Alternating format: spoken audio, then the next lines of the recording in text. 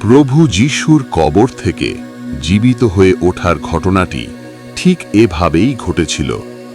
সপ্তাহের প্রথম দিন ভোরবেলায় অন্ধকার থাকতে থাকতেই মাগদালাবাসী মরিয়ম সমাধির কাছে গিয়ে দেখলেন যে প্রবেশমুখ থেকে পাথরটিকে সরানো হয়েছে। তাই তিনি সিমন পিতর এবং সেই অন্য শিষ্য যিশু যাকে প্রেম করতেন তাদের কাছে দৌড়ে গিয়ে বললেন, ওরা সমাধি থেকে প্রভুকে নিয়ে গেছে, ওরা তাকে কোথায় রেখেছে আমরা জানি না।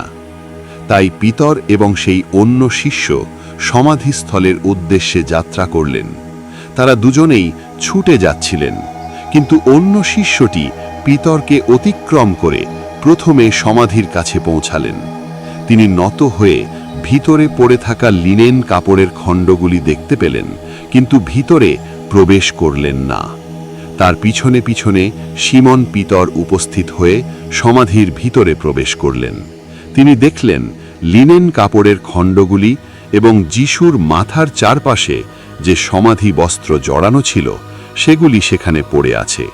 সমাধি বস্ত্রটি লিনেন কাপড় থেকে পৃথকভাবে গুটানো অবস্থায় রাখা ছিল।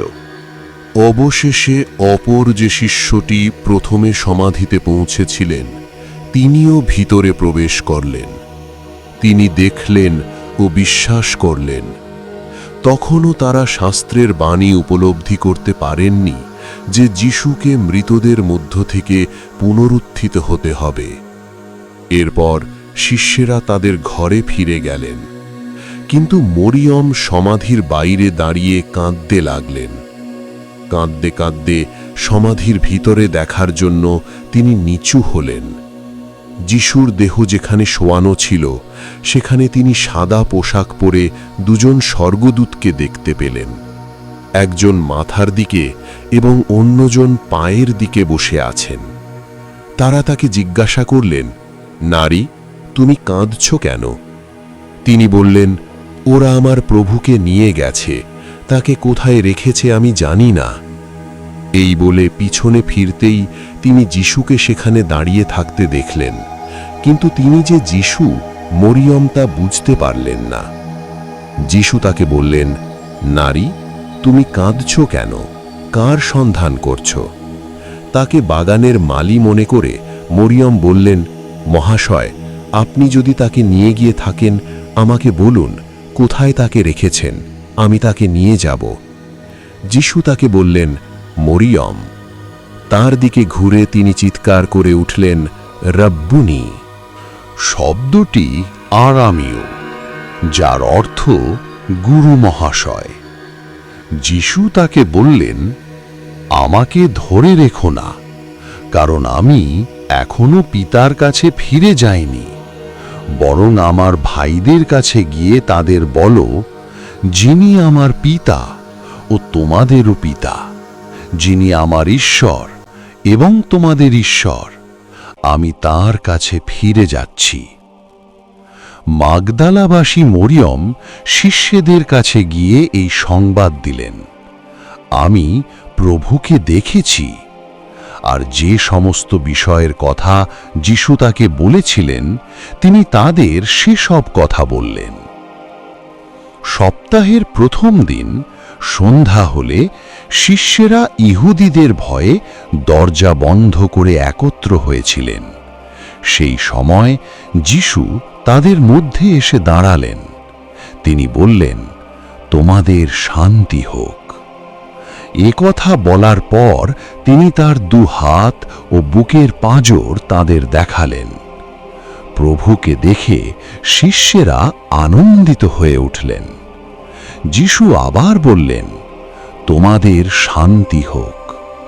পিতা যেমন আমাকে পাঠিয়েছেন আমিও তেমন তোমাদের পাঠাচ্ছি। এ কথা বলে তিনি তাদের ওপর ফুঁ দিয়ে বললেন, পবিত্র আত্মাকে গ্রহণ করো। তোমরা যাদের পাপ ক্ষমা করবে তাদের ক্ষমা হবে, যাদের ক্ষমা করবে না তাদের ক্ষমা হবে না। যিশু যখন এসেছিলেন তখন 12 জন শিষ্যের অন্যতম দিদুমো নামে আখ্যাত থোমা সেখানে ছিলেন না।